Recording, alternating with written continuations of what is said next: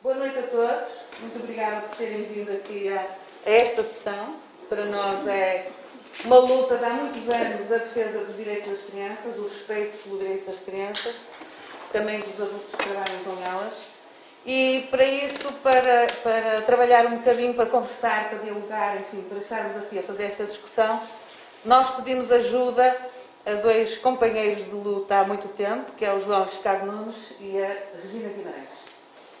O João Riscado Nunes não necessita de apresentação, tem sido sempre uma pessoa que tem estado ao nosso lado em todas estas andanças e em tudo aquilo que é, enfim, estar ativo e ativar os sentidos de toda a gente, além de ser professor na Universidade de Coimbra, investigador do SES, é uma pessoa que tem andado na comunidade, não só académica, mas na comunidade em geral, a trabalhar com todos, para o bem de todos. Acho que não precisas de muito mais... Não sei muito mais o que é dizer de ti, acho que não há assim muitas palavras para dizer tudo o que tu fazes connosco, mas se tu quiseres acrescentar alguma coisa...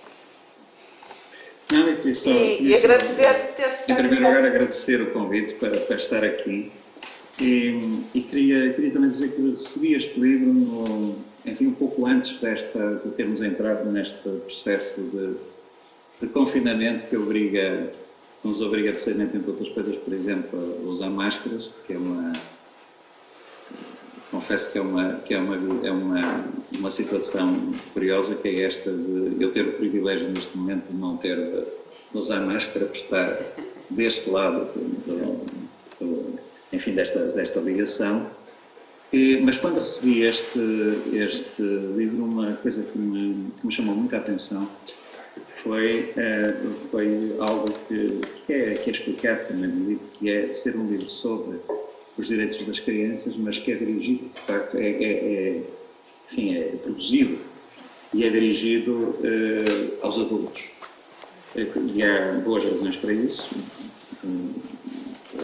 Os direitos das crianças são, evidentemente, uma questão que diz respeito também aos adultos, eles são responsáveis também e estão do lado do que nós podemos chamar as obrigações através das quais se reconhece e se faz valer esses direitos das crianças.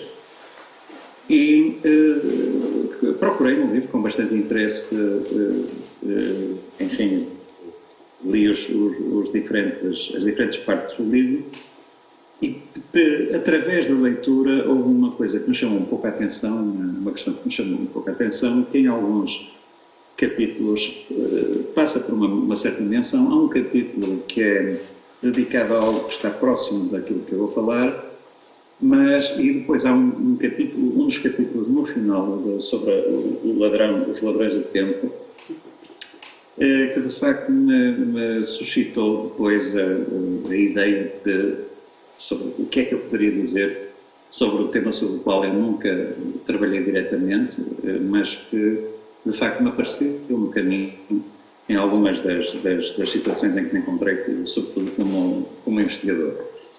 E uma dessas, enfim, esse tema é o tema da proteção da saúde e do bem-estar das crianças. Há um capítulo sobre deficiência, há um capítulo, portanto, que trata sobretudo das questões de deficiência e incapacidade, mas não existe, por exemplo, aqui um capítulo específico sobre saúde. Não é propriamente algo que desvalorize ou que de alguma maneira seja uma crítica ao livro, mas parece-me que há uma questão que é muito interessante quando nós começamos a falar da infância, que é a ideia, e comparando sobretudo com aquilo que eram as concepções de infância também, do que era ser criança e daquilo que eram digamos, os riscos e a que estavam expostas as crianças e a maneira também como se tentava lidar com eles e como as crianças também aprendiam a lidar com eles. Há uma coisa que também é dita, por exemplo, é lembrada nesse capítulo sobre os ladrões das horas, que era que antigamente as crianças brincavam na rua não havia as mesmas restrições que procuravam impor um regime, digamos, quase de proteção higienizada das crianças e, sobretudo, não havia também a mesma preocupação com a possibilidade das crianças virem muitas vezes a contaminar-se, de certa maneira, através por exemplo, desses jogos e das brincadeiras e dessas atividades que eram, em princípio, atividades lúdicas, não confinados e não controlados, como, por exemplo, a rua, em os lugares onde se brincava com os amigos, onde se jogava com outras crianças, e que, por exemplo, uma questão que é bastante bem apresentada e discutida nesse capítulo do livro, em relação exatamente ao jogo, àquilo que tem a ver com o aspecto lúdico, digamos, do ser criança, da infância. E há uma reivindicação, precisamente, desse direito a ser criança, através, precisamente, dessa dimensão lúdica, que nós deveríamos também olhar para ela através daquilo que é a maneira como se pensa, como se intervém naquilo que são as questões que estão relacionadas com a saúde e o bem-estar físico e mental das crianças, que está neste momento a suscitar alguns problemas e tem sobretudo suscitado algumas reflexões e algumas intervenções em situações em que se verificou que há neste momento, e cada vez mais, uma propensão para uma certa normalização da infância. É uma coisa que nós já conhecemos, por exemplo, nas instituições educativas. Isso é sempre um risco, é sempre algo que paira por cima, por dentro dessas instituições, mas há também um tipo de normalização que está associado precisamente àquilo que nós poderíamos chamar uma espécie de higienização das crianças e do seu comportamento.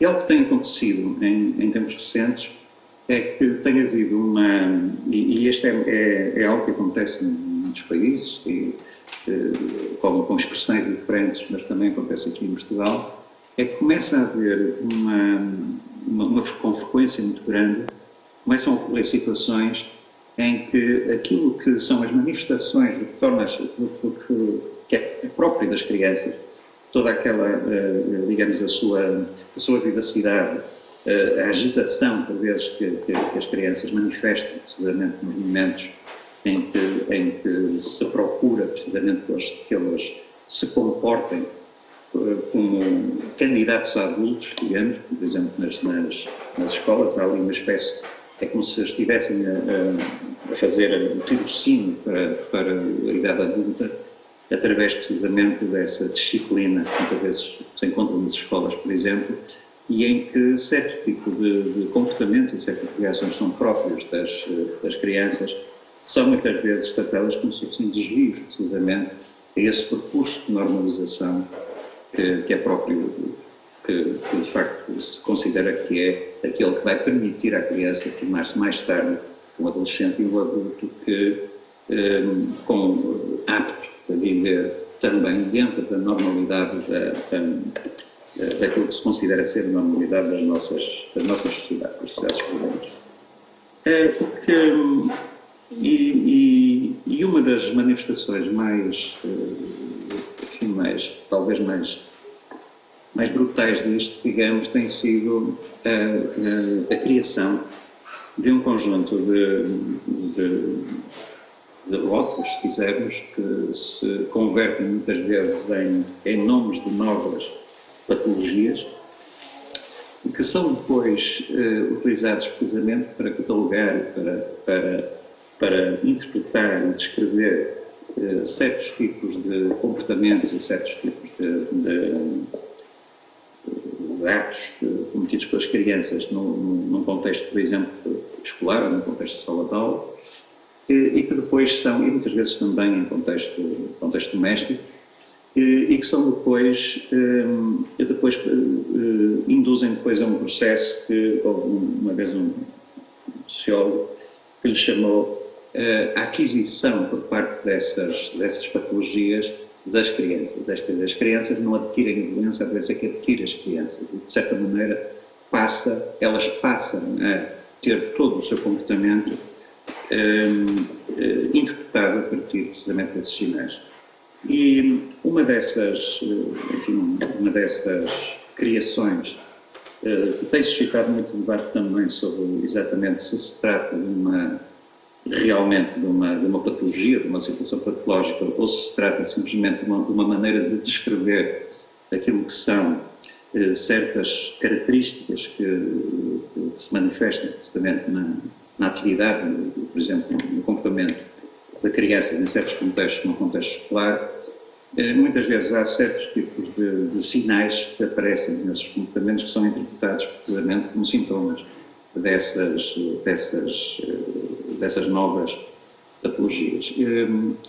Eu, há uns anos atrás, participei de uma rede de pesquisadores, de uma rede internacional, que trabalhava sobre aquilo que se chama hoje o déficit de atenção e de hiperatividade. Como sabem, é um tipo de problema que é frequentemente diagnosticado em crianças, com adolescentes também, mas mais, talvez, em crianças, e que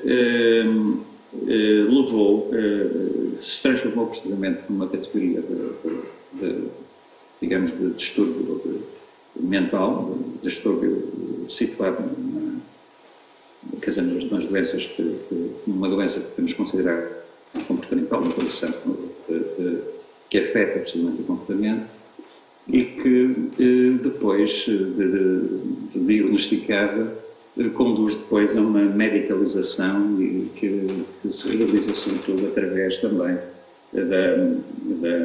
da prescrição de medicamentos que se destinam a controlar ou a resolver essa situação, portanto, através de medicamentos que permitem normalizar, se quisermos, o comportamento das crianças, mas que também são usados muitas vezes para outra coisa, que é para estimular, para reforçar aquilo que são as capacidades cognitivas de atenção, etc., que estão na base daquilo que é um desempenho escolar, que é tudo medido precisamente por um sucesso, por sua vez, que é dependente da avaliação. Isso são questões, a relação precisamente com esse tipo de concepção de educação é algo que é tratado no livro, mas o que é importante, me parece que é relevante aqui, nós recordar, é que quando se começou a fazer investigação com as crianças que tinham sido rotuladas como portadoras desse tipo de problema, isso começou a fazê-lo em vários países. Há coisas muito interessantes que apareceram que mostraram que, de facto, há aqui um processo de patologização que é, de facto, ligado pela própria maneira como se lida com as crianças. Pode haver, de facto, por vezes, problemas que poderão, eventualmente, levar a um diagnóstico de algum tipo de problema, mas, em geral, de algum tipo de problema que possa ser medicalizado. Mas, em geral, o que acontece é que é muito difícil, de facto, distinguir claramente entre os sintomas daquilo, ou os sinais daquilo que é um comportamento que seria de esperar, precisamente, em crianças, daquele comportamento que permite, precisamente, que elas tenham realizem toda a sua energia, todo o seu potencial para se terem crianças, quer em ambiente escolar, quer em situações de jogo, em situações também lúdicas, ou nas situações em que, de facto, elas são de aprendizagem formal, mas o que é importante neste processo é que muitas vezes esses sinais são confundidos precisamente ou podem facilmente ser confundidos com sintomas de um problema que pode ser tratado medicamente.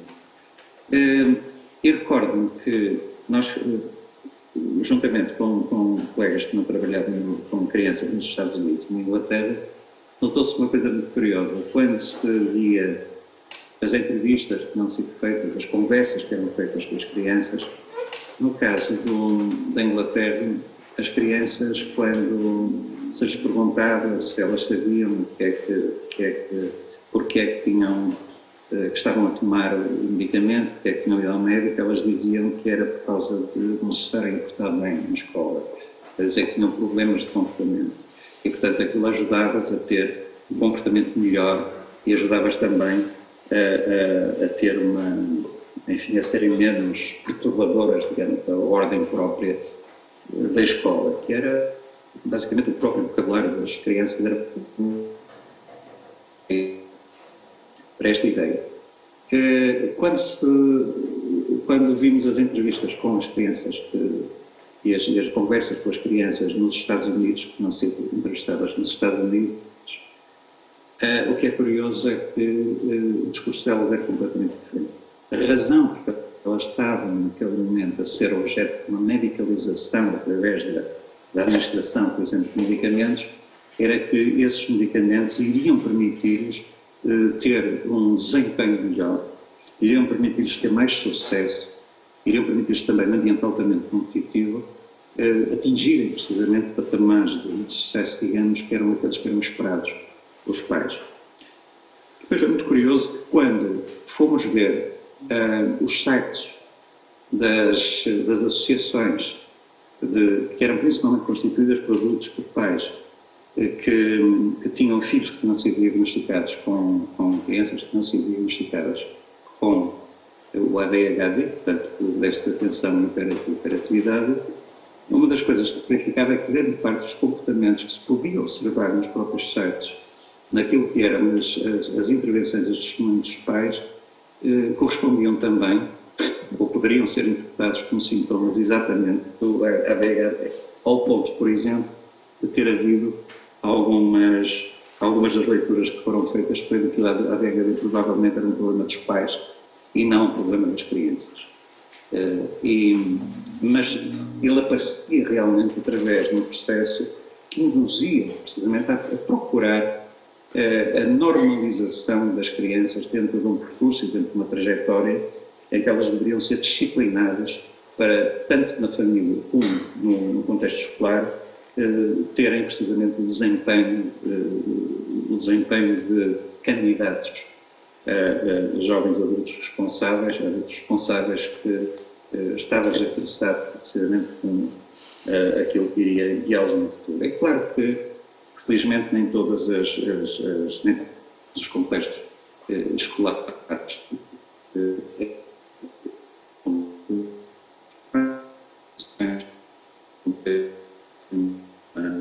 maneiras muito mais, muito mais adequadas de lidar com isto e, sobretudo, de respeitar aquilo que é essa maneira de ser próprio e esse comportamento próprio, precisamente, de crianças que são crianças em contexto escolar, são crianças também em contexto familiar, são crianças que reivindicam também o direito, precisamente, muitas vezes, a expressar-se também de uma forma que muitas vezes é impedida precisamente pelas próprias formas de disciplina escolar e que frequentemente são obrigadas também a entrar em formatos de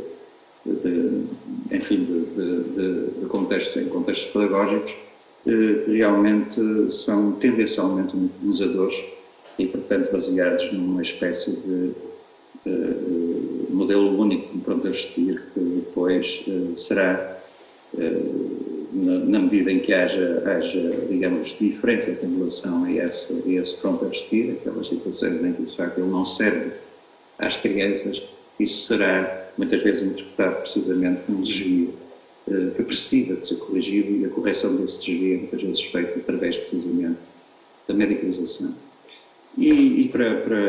Portanto, eu gostava de, talvez, citar aqui para terminar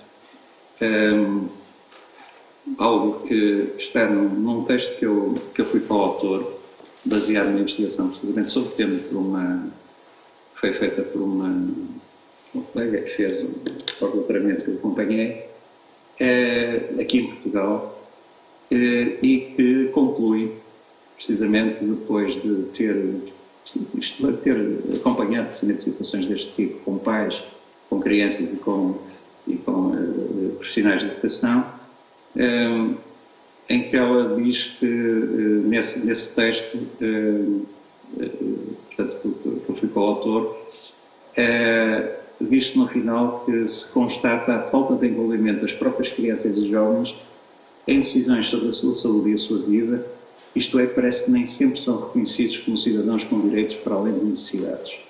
Os espaços em que se movem nem sempre são permeáveis à sua plena participação. Trata-se, por isso, de uma questão de cidadania na qual instituições públicas e políticas deveriam estar frequentemente envolvidas, partilhando responsabilidades e construindo percursos realmente securizantes.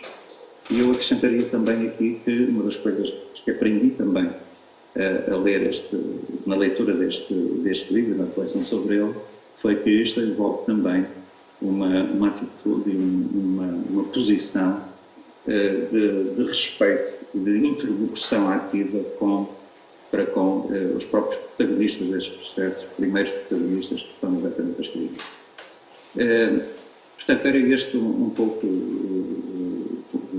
talvez, o tópico que queria trazer aqui para acrescentar um pouco também àquilo que é um livro com ideias riquíssimas e com um conjunto de reflexões que são de facto extremamente instigantes, como se diz no Brasil, para começarmos também a pensar alguns destes lugares e alguns destes processos que não tendo sido explicitamente tratados na obra, no entanto, faz todo sentido também começar a olhar para eles a partir precisamente das questões que são suscitadas no próprio livro. E era isso também que, de certa maneira, eu gostava de trazer, a contribuição que gostava de trazer para esta discussão.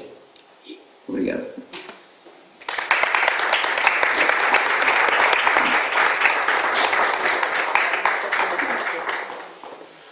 Obrigado ao João Ricardo Nunes. Antes de passar a palavra ao meu companheiro de organização deste livro, ali o Monteiro, algumas pessoas conhecem, outras não. Acho que havia algumas pessoas que não o conheciam aqui na zona da frente. Está bastante discreto, agora passaste a ser conhecido.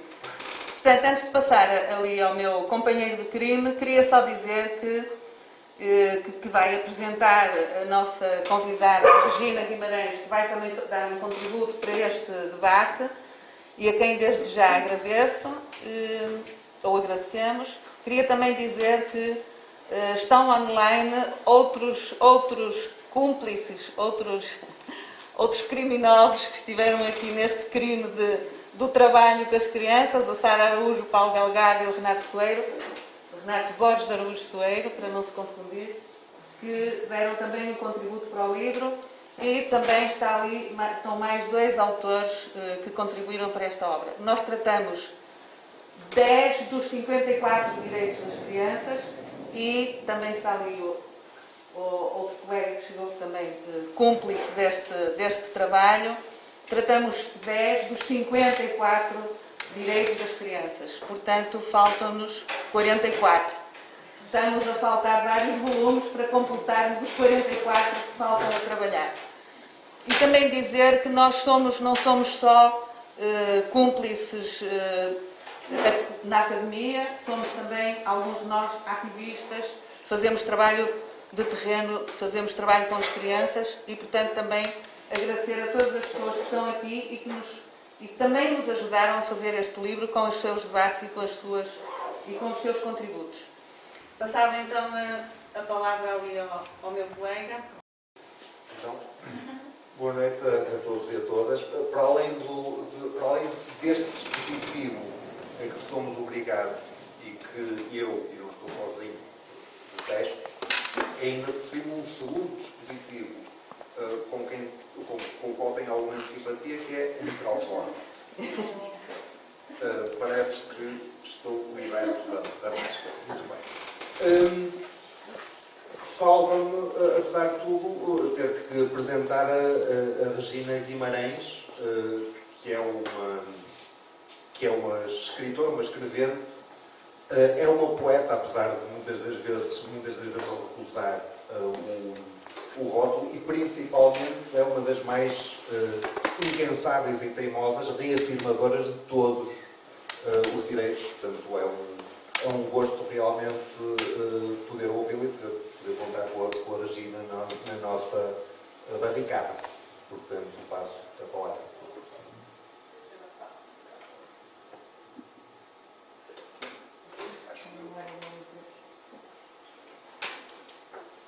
Não estás a ouvir, Regina? Não, não é perceptível, vocês ouvem. Ouvimos muito bem. Podes continuar. Eu não ouvi a apresentação, mas tenho a certeza que foi muito elogiosa e pouco merecida. E agradeço o convite e agradeço as palavras preferidas que eu não ouvi. Acredito a presença das pessoas neste lançamento do livro de mim, na verdade. Este lançamento já tem uma história que estava para acontecer antes do confinamento e agora está a acontecer agora, numa altura que não está a ser muito fácil para mim porque estou doente, é por isso que não me encontro presente no Mira, mas enfim, vamos tentar focar um bocadinho e dizer meia dúzia de coisas que não sejam totalmente chatas e disparatadas. Em primeiro lugar, eu gostava de dizer que eu própria, isto para me situar, eu própria me continuo a reivindicar um bocado muito mesmo, a parte de mim que é uma criança que não quer morrer. E obviamente que eu não tenho ilusões quanto ao meu estatuto adulto. Eu sei que sou daqueles que, disse aqui no livro, o adulto é aquela pessoa que nunca consegue deixar de falar de si alguns no discurso, tem consciência de que sou adulto, mas também tenho consciência de que a presença dessa criança em mim que não quer morrer é aquilo que é responsável pelos aspectos mais vitais da minha vida.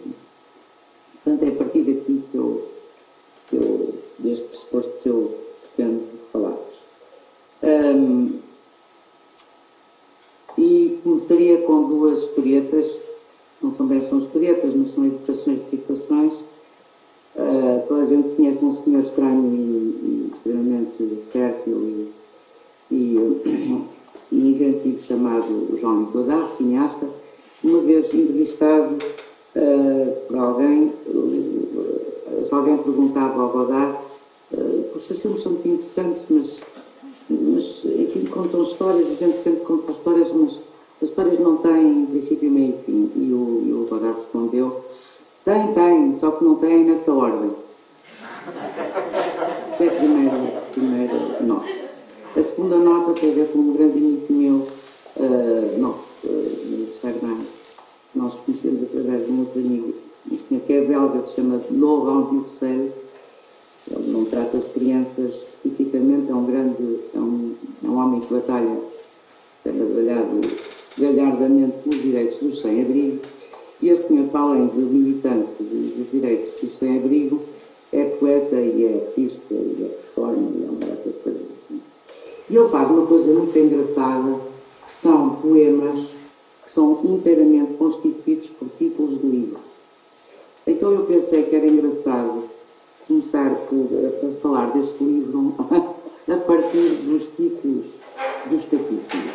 Porque os títulos dos capítulos nos vão certamente elucidar muito mais do que aquilo que eu poderia dizer acerca da riqueza, da variedade do livro. Então eu passo a recitar. Queridas invisíveis para além dos direitos. O direito da criança à cidade, ilhas ou pontes. Sem pedras não há arte. Do ler e de escrever, a magia que derruba muros. Direito a pensar sem o dedo no ar. Filosofia para crianças, a criação de pontes entre filosofia, educação e infância. do torto à matemática, direito ao raciocínio e à liberdade de pensamento. Estaremos a brincar ao faz de conta? Direitos de reunião e associação. O direito à greve. Do lado que não se vê. Isto é uma citação de um belíssimo verso, vocês conheceis, uma canção do Manuel António Pina. Apontamentos sobre os direitos das crianças no âmbito de processos de investigação. Realidades e desafios. A proteção das crianças na Convenção dos Direitos das Crianças. As cores de um êxodo. Desculpa. Crianças e jovens refugiados.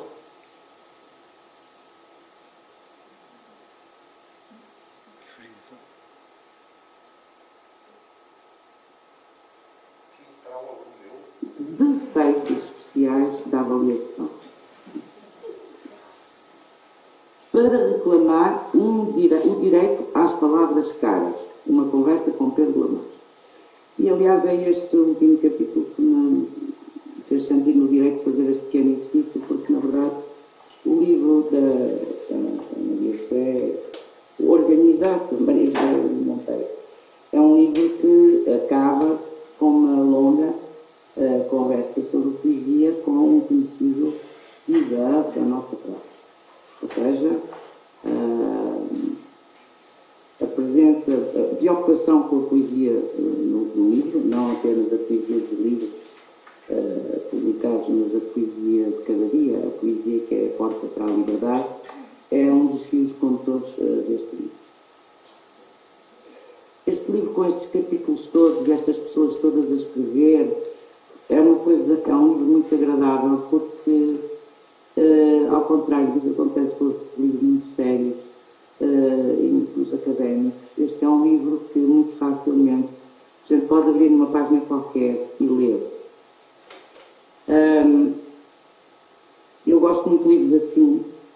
São livros que me fazem sentir em casa, sentir-me à vontade. Eu nunca gostei muito de romances, mas gosto muito de ensaios e gosto muito de poesia. E para mim, os grandes livros de poesia, grandes livros de ensaio, uma pessoa pode abrir numa página qualquer, não perde nada, está sempre a ganhar com a leitura que vai poder fazer sustento dessa maneira. E tento que os meus livros, a que chamo de caderno, funcionem um bocadinho assim. Funcionem no pressuposto que as pessoas têm, por vezes, 3 minutos a dedicar à leitura de qualquer coisa que eu escrevi. Então vai daí, penso que o livro deve articular-se em função dessa pequena disponibilidade. E acho que este livro tem um bocadinho, é evidente que não é um livro de poesia, não são poemas, mas tem um bocadinho essa qualidade. Essa qualidade de ter muitas portas de entrada e de poder ser lido aos bocados, de poder ser lido na desordem. Para lutarmos contra esta ordem estabelecida de que as crianças são as primeiras vítimas, também temos que pensar em instalar um bocadinho de desordem nas instituições com as quais nos relacionamos, com as quais trabalhamos e às quais, infelizmente, obedecemos demasiado. Uma coisa que me enganou, isto é a tarde que foi, voltando à entrevista com o Pedro Lamarche, uma coisa que eu gosto na entrevista do Pedro Lamarche é que ela não é curta, ou seja, os autores, as pessoas que fizeram os entrevistadores, não chegaram ali e ficaram, digamos, naquela situação do caçador à espera que o rato saia, ou do caçador de ratos à espera que o rato saia da toca, à espera que a pessoa diga aquilo que é útil, digamos, para integrar o livro que estão a fazer. Não. Na entrevista sente-se o tempo que passa, sente-se que aquilo demorou algum tempo a ser feito, e isso é uma coisa que me agrada muito, porque isso é aquilo que faz com que um livro transborde. Ou seja, um livro transborda na medida em que, quando é realizado, quando é escrito, ele se faz no seu próprio fazer e no processo de se fazer, de ser feito pelas pessoas. As pessoas pessoas que o fazem vão descobrindo o que é que estão a fazer e para onde vai aquilo, a torrente daquilo que estão a fazer.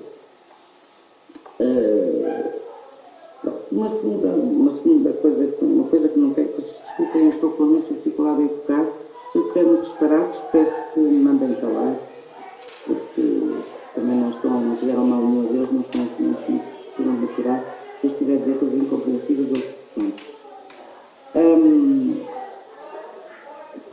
ainda sobre a questão da entrevista. Aquilo que eu estou a dizer pode dar a sensação de que, pronto, ok, eles arranjaram aqui um livro com muitos colaboradores, com muitos não artigos, quer dizer, com muitos capítulos, muitos temas, muitas abordagens, muitos enfoques, muito não sei o quê. E na verdade é tudo um bocado superficial. Mas a entrevista do Pedro Lamaze é precisamente a prova que isto não é um livro borboleta que passa pela rama, que fala só pela rama das coisas.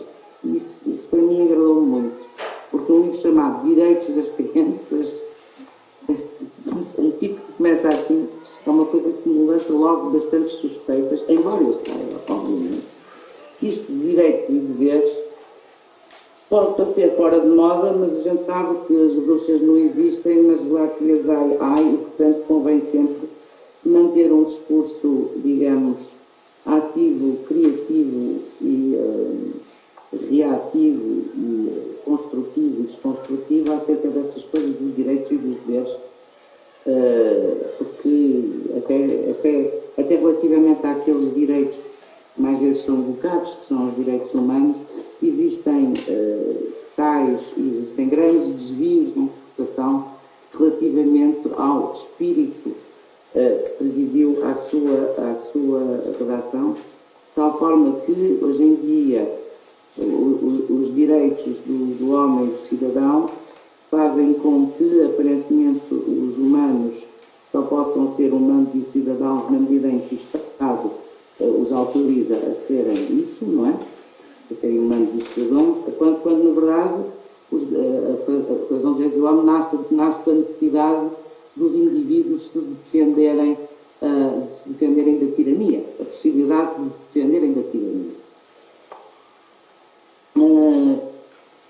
E eu não vou dizer muito mais coisas, a não ser que o livro me interessa imenso, porque sempre vivi bastante rodeado de crianças, tenho três filhos que agora não são crianças, são adultos, mas tenho grande esperança que eles ainda mantenham vivas a parte de criança, eles que não temem não morrer.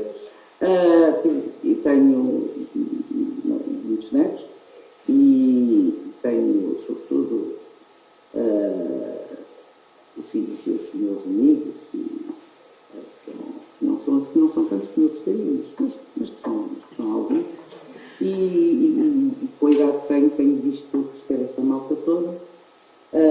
E ao ler este livro foi também uma viagem ao passado, às muitas reflexões que eu e o meu companheiro, pelas quais eu e o meu companheiro passamos, porque nós nos metemos numa aventura um bocado maluca, foi que decidimos que os nossos três filhos não iriam à escola antes de terem idade de se defenderem da escola. Ou seja, eles fizeram toda a fase de instrução dita primária na altura, que agora se chama outra coisa qualquer, no contexto doméstico, não para serem uns meninos muito privilegiados, bem comportados e não sei o quê, mas porque a gente achava que havia outras maneiras havia outras maneiras de as crianças habitarem o mundo e que a escola era um lugar onde essas maneiras eram profundamente negadas. Portanto, nesse processo das crianças crescerem em casa, para não ficarem fechadinhos em casa coitadinhos, nós tivemos que os ensinar, por exemplo, muito mais cedo do que acontece com outras crianças, sobretudo hoje em dia, mas já nessa altura, a circular na cidade, por exemplo. O primeiro capítulo do livro tem a ver com o direito à cidade. Os meus filhos, com 6, 7 anos, andavam no autocarro na cidade do Porto. Aliás, a minha filha mais nova sempre conheceu melhor os autocarros e os transportes da cidade do Porto do que eu mesmo. Por exemplo, também aquilo que se falou já hoje aqui, a questão do brincar na rua. Os meus filhos sempre brincaram na rua. Aliás, nós institucionalizamos esse brincar na rua, comprámos uns teatros e umas coisas e umas mantas que lhes permitiam ir para a rua, brincarem uns com os outros e também mostrarem, eventualmente, pequenas peças de teatro, convidarem outros meninos a fazer fantoches com eles, etc. Isto permitiu-lhes, por exemplo, não apenas encontrar meninos, porque a gente tem sempre aquela ideia que as crianças tinham muito para encontrar outras crianças, mas sobretudo de encontrar toda a terceira idade da Revolução Brancamp, que na altura era muito numerosa, e eu lembro dos meus filhos que não tinham televisão em casa porque os pais eram horríveis e não gostam de televisão, iam ver televisão para a casa dos vizinhos, ou seja, das vizinhas principalmente, tomar chazinho de bolachas, às vezes ouvia religiosamente o terço.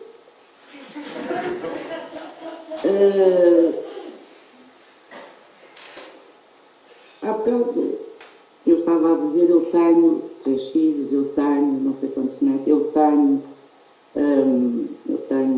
os filhos dos meus amigos e dos meus desconhecidos, todas as crianças, sinto-me interessada e próxima de todas as crianças, mas na verdade essa palavra ter é uma palavra que nós empregamos e cujo uso é extremamente grave, porque uma das questões que eu acho fundamentais na questão da discussão, do desbloqueamento da situação das crianças através da defesa dos seus direitos é a questão de acabar com a ideia de que os filhos podem ser propriedade de alguém. Os filhos não são propriedade dos pais. As crianças não são propriedade dos pais, não são propriedade da escola, nem são propriedade do Estado. Mas elas são, as crianças, de facto, o mais duro reduto do capitalismo, quer dizer, enquanto seres tratados de uma determinada maneira.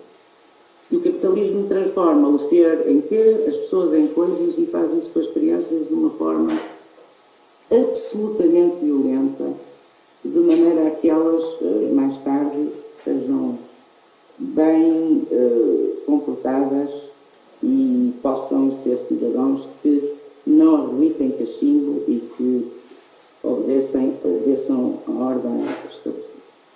Por último, eu queria dizer uma coisa, a razão pela qual eu aceitei, e não sendo eu nem pedagogo, nem académico, nem especialista nestes assuntos, nem coisíssima nenhuma, nem sequer grande orador, muito mau orador, então doente nem se fala. A razão pela qual eu aceitei este convite é porque eu acredito que os homens e as mulheres se avaliam pelas obras. E a Maria José é mãe do meu amigo Zé Soeiro, que aliás também participou na prefeitura deste livro. E eu acho que o Zé Soeiro é prova absoluta da qualidade da pessoa que o acompanhou no crescimento. Isso para mim diz tudo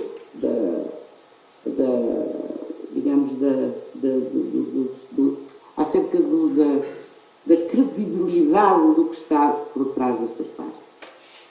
Eu acredito muito que, eu infelizmente trabalhei há alguns anos na Faculdade de Letras e vi a Faculdade de Letras dentro do seu seio, que entretanto também, assim como apareceu, desapareceu, é um bocado estranho.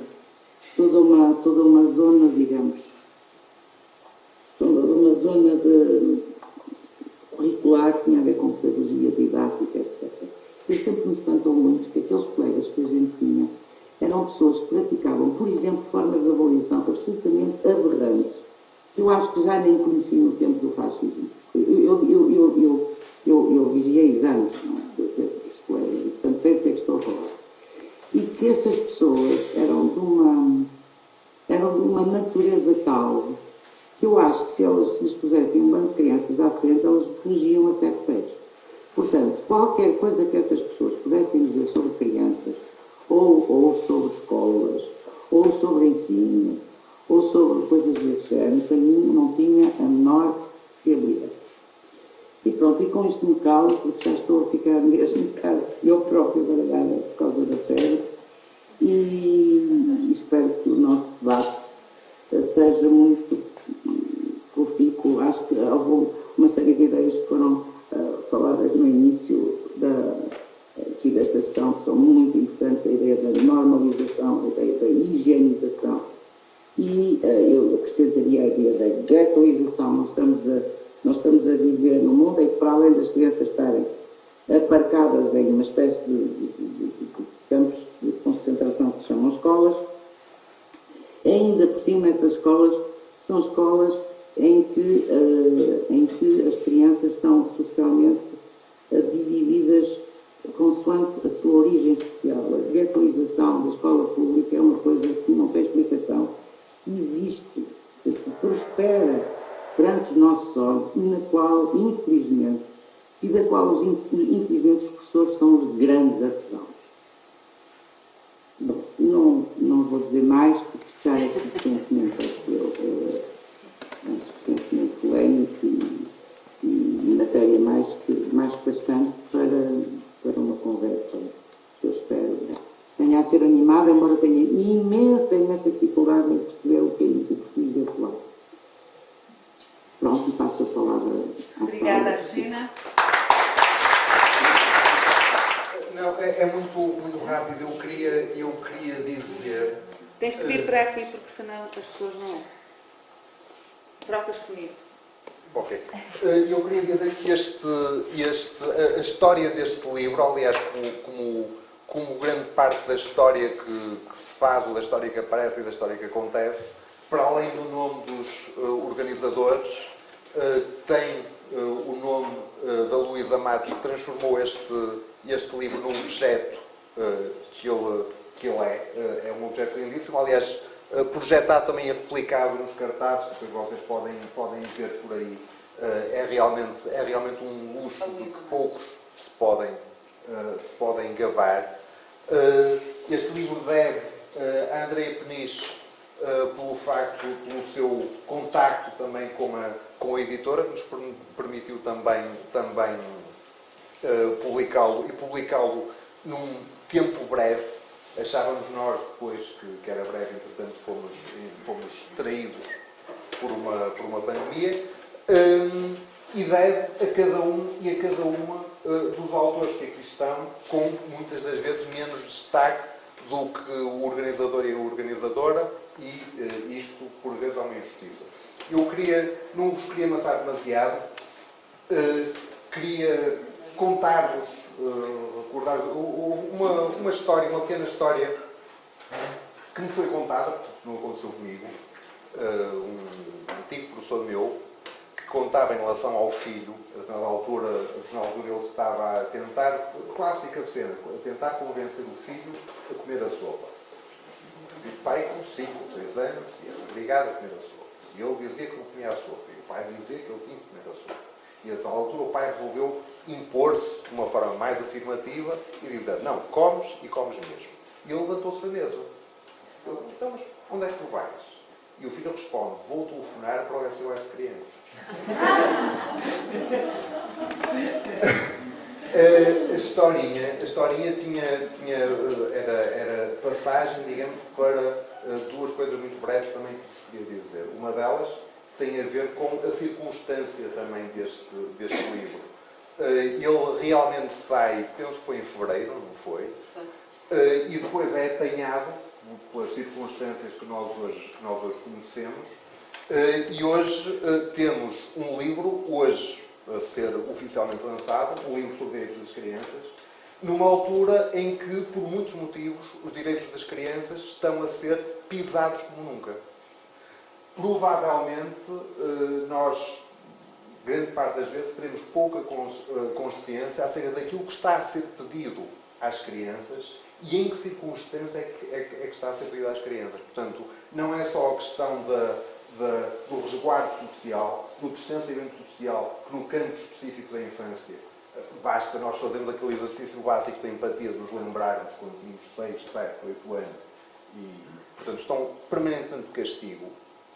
E depois o modo como este castigo é infligido de alguma maneira, ele recai em algo que é muito anterior à pandemia, que tem a ver com instituições autoritárias e com formas autoritárias de lidar com as crianças. Portanto, a penalização da relação e a tentativa de intuição de não se aproximarem. Portanto, o pedido e esta solicitação que é feita às crianças é absolutamente esmagador.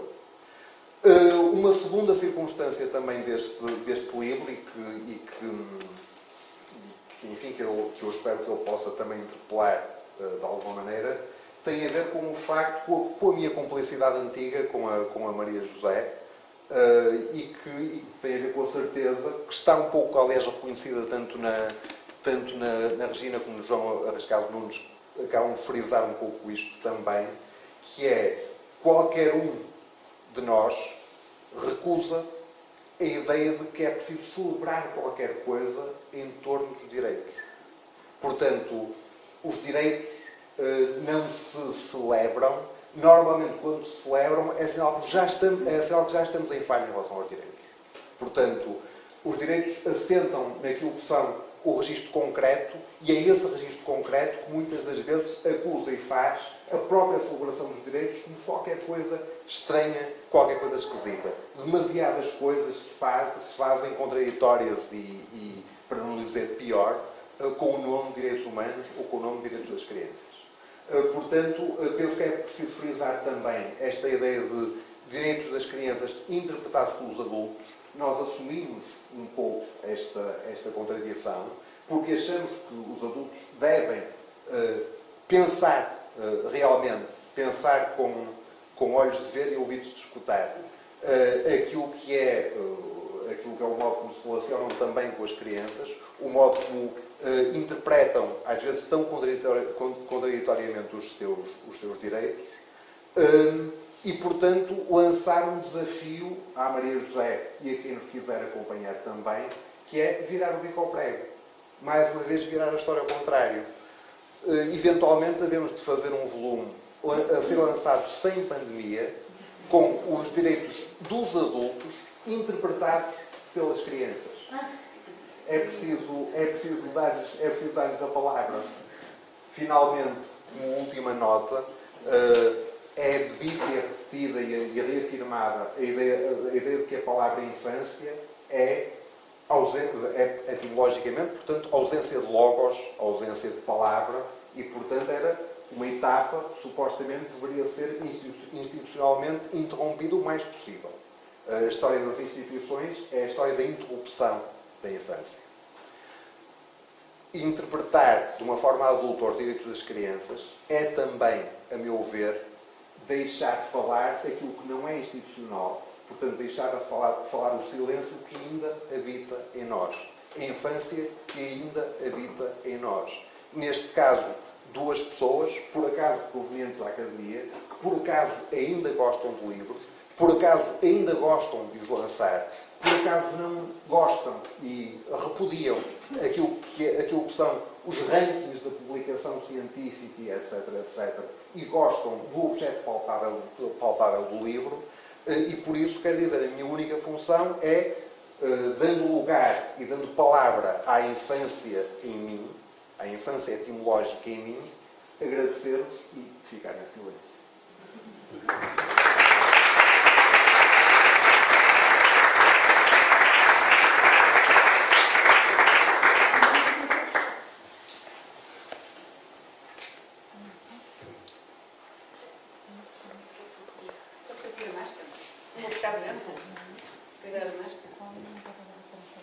Eu ia passar então à Joana.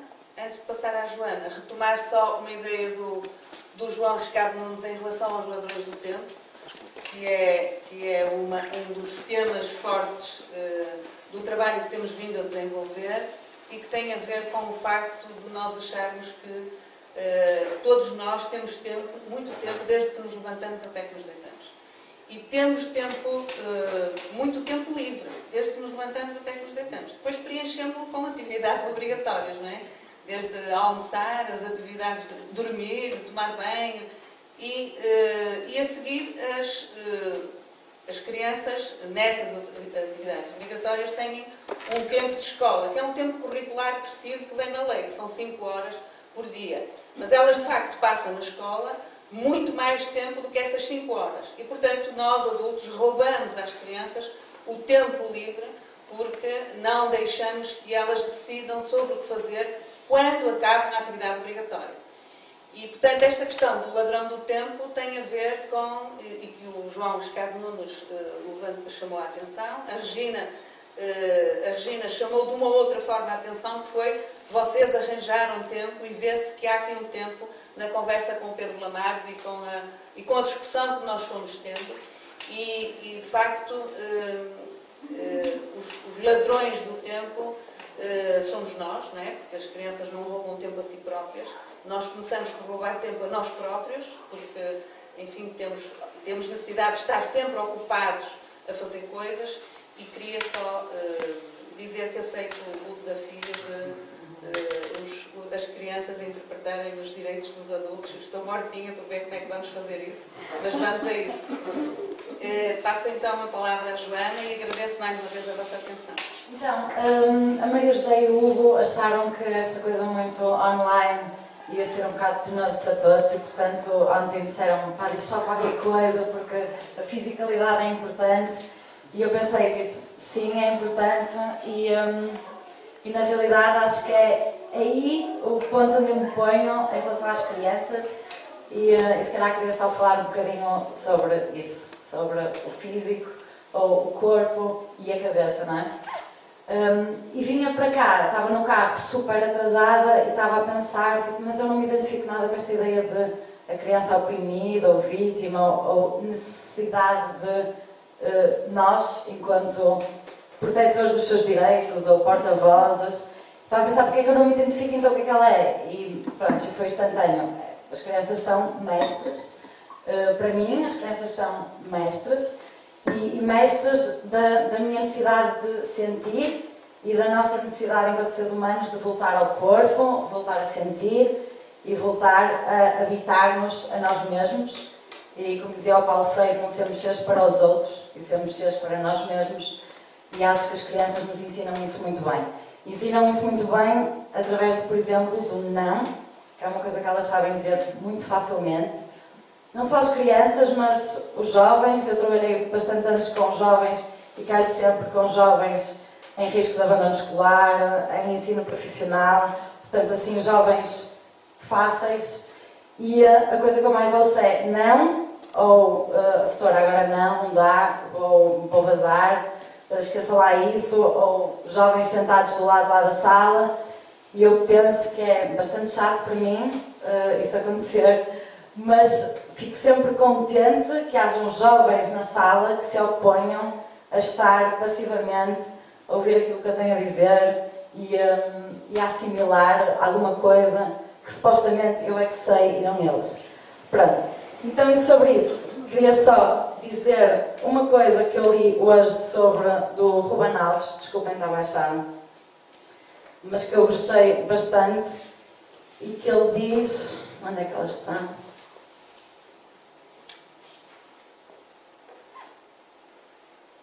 E as crianças...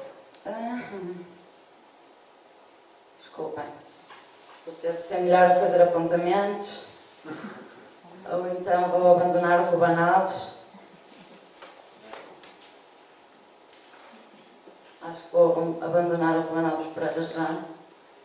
Se calhar nem está aqui.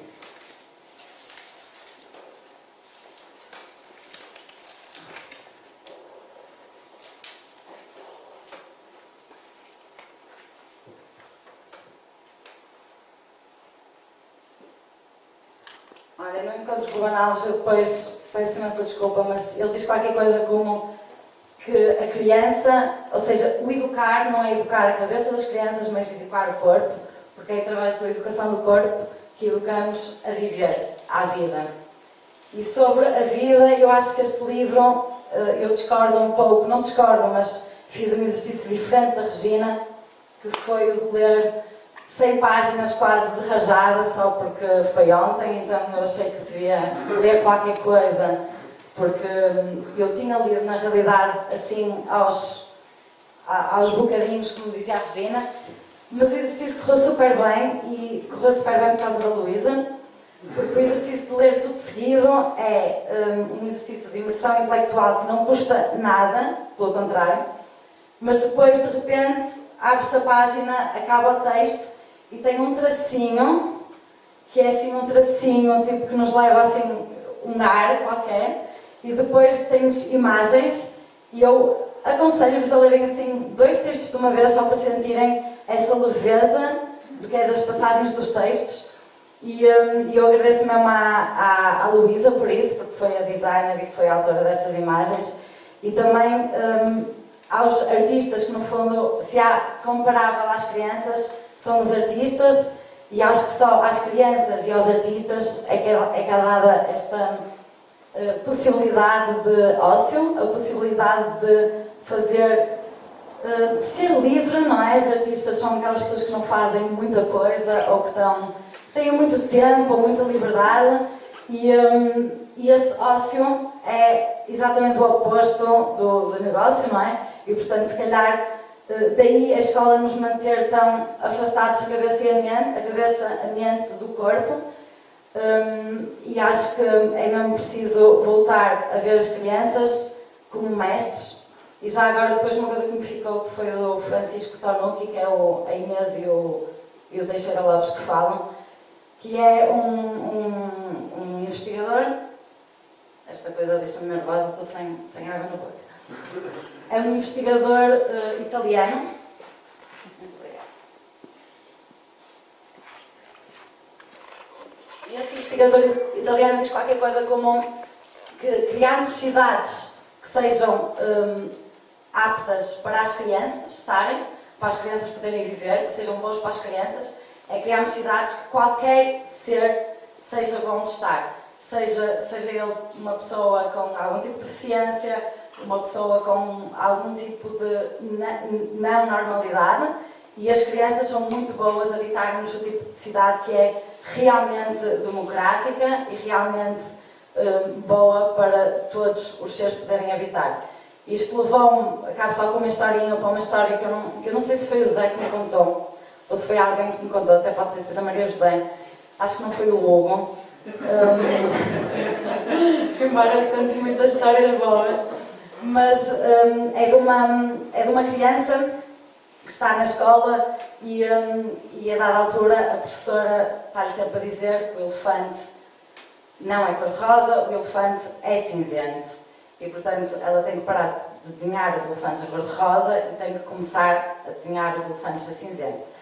E, a dada altura, a criança não liga, então já vai pai na quinta vez e a professora escreve ao pai a dizer que é urgente falar com o pai, porque pensa que ela tem algum problema, por exemplo, é daltónica, ou tem algum problema que a faça desenhar os elefantes de cor-de-rosa.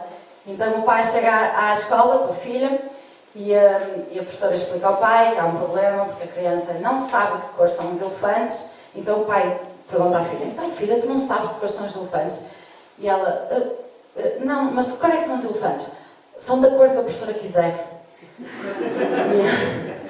E eu acho que esta história diz muito do que é que se aprende na escola e, portanto, é isso. Eu estou aqui para tentar construir outro tipo de escolas também e pronto. E abrir para nós todos falarmos.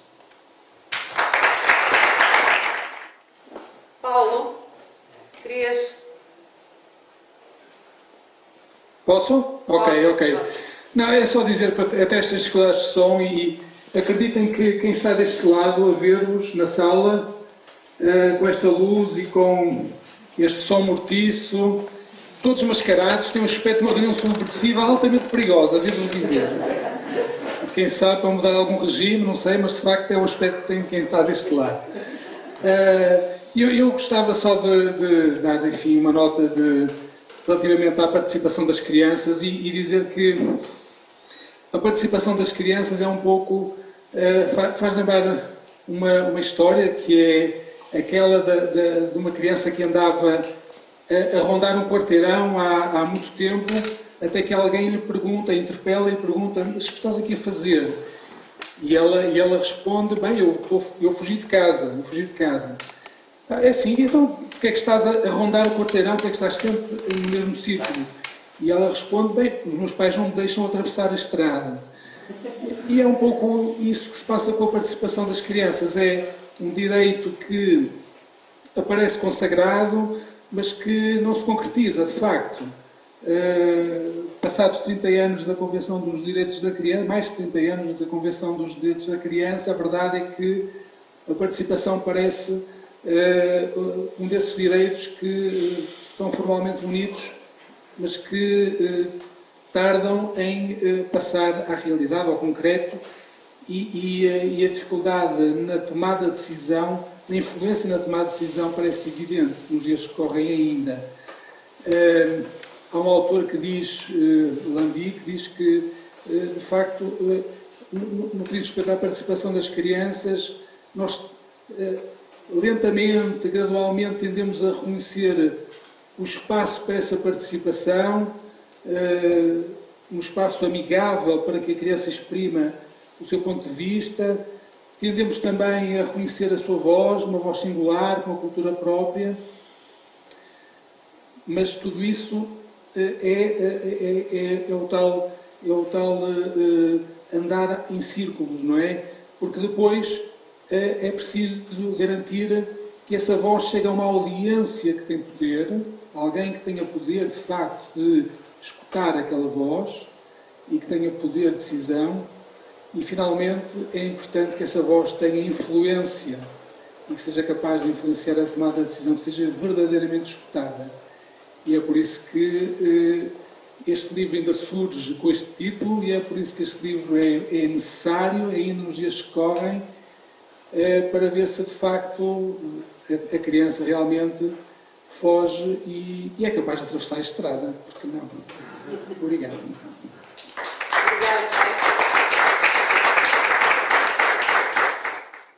E aí desse lado, mais alguém quer dizer alguma coisa?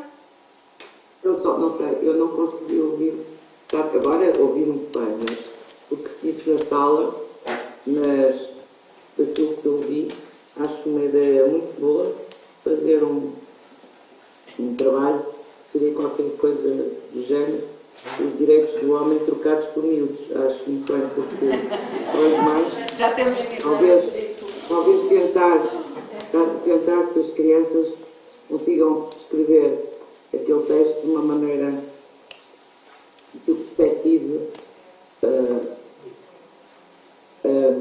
que lhe devolva uma densidade e uma capacidade de produzir eco, porque muitas vezes as coisas também são a forma, ou seja, ficam presas à forma que têm, e a forma que têm às vezes é uma prisão tão grande que elas se tornam absolutamente estéreis. E eu acho que pegar nos direitos do homem para as crianças a revisitá-los e a reescrevê-los pode ser uma grande aventura e até, quiçá, uma aventura internacional. Obrigada, Regina. Acho que sim. João, não sei se queres dizer mais alguma coisa ou se... Eu também ouvi mal o que se passou na sala e, curiosamente, o que eu retive também foi exatamente esta proposta, que me parece de facto uma ideia que deve avançar. Tentar, precisamente, esse exercício de fazer com que sejam os miúdos a escrever e a falar sobre os direitos humanos, dos direitos humanos em geral, e os direitos dos adultos. E penso que seria uma experiência muito interessante. E achei também muito interessante a proposta de ser internacional. Acho que era importante internacional e abrangendo, de facto, multicontinental. Muito indo também até lugares que muitas vezes não são incluídos em algumas destas considerações gerais, não é? Digamos, globais sobre estes temas. De resto, quer dizer, não tenho muito a acrescentar. Eu acho que o livro, as histórias do livro davam, de facto, cada um dos capítulos do livro, que é de facto uma história. que dava para fazer uma sessão destas, cada um deles. Eu achei particularmente interessantes também, embora não tenha tido muito tempo para pensar melhor sobre eles. Eu estou a sair num dia em que já estive 6 horas à frente de um ecrã em atividades com desde aulas até reuniões, e portanto este final do dia não é propriamente, esta noite, a noite não é propriamente um grande momento para poder ter ideias muito boas, mas há uma coisa que eu achei, algumas partes do texto também que eu achei especialmente interessantes. Um deles é a ideia do direito a pensar sem o dedo no ar e também do doutor da matemática, que levanta um problema muito interessante também, uma questão muito interessante, que curiosamente não sei se as pessoas viram um artigo que foi publicado o ano passado na revista Nature, portanto, as principais revistas internacionais de ciência, que era um artigo de uma figura, enfim, que não é propriamente uma criança, ele tem 90 anos, o Jeremy Ravetz, que é uma figura importante da reflexão sobre, um cientista da reflexão sobre a ciência, e que dizia uma coisa muito interessante. Ele dizia que o grande problema que faz hoje com que muita gente deixe de se interessar por pensar, por refletir, e seja tão vulnerável muitas vezes enfim, a tudo aquilo que nós consideramos serem alguns dos males e alguns dos problemas que afetam as nossas sociedades contemporâneas, muito ligadas, por exemplo, ao estilo de comunicação que existe, de difusão de informação ou desinformação, deveria partir de uma questão muito simples, que é ter um ensino, especialmente um ensino das ciências, que permita às crianças fazer perguntas. Eu acho que isto é uma coisa muito interessante. O comentário que ele faz, com 90 anos de experiência, é que ele chegou à conclusão realmente de que um dos grandes problemas é que as crianças realmente são, de certa maneira, inibidas muitas vezes de pensar, pelo facto de muitas das perguntas que fazem não serem levadas a sério ou não serem consideradas como perguntas que devam ser tratadas e respondidas naqueles que são os contextos próprios para fazer, como por exemplo na própria escola.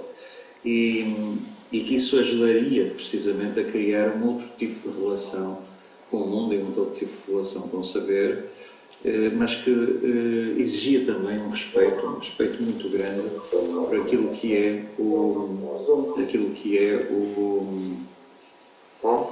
enfim, a capacidade que as próprias crianças têm de, à sua maneira, criarem precisamente essa relação crítica com o mundo e relação crítica também com aquilo que vão encontrando. Muito obrigada. Não sei se o Hugo quer dizer mais alguma coisa. Só agradecer. Agradecer a todos, os que estão aí e os que estão aqui. Agradecer e dizer-vos que, obviamente, que nós não vamos fazer este desafio sozinhos, portanto, já estão todos desafiados e acho que estou muito contente com esta sessão.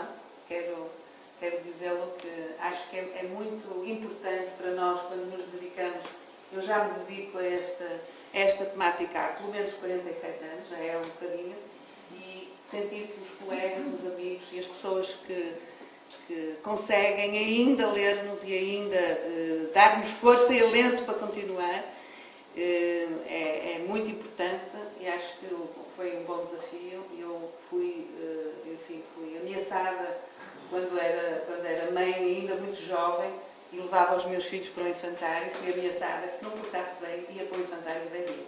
Portanto, queria acabar com isso. Acho que é uma boa forma de acabar dizendo: vamos nos portar bem, porque senão vamos todos para um infantário de velhinhos. Muito obrigada a todos.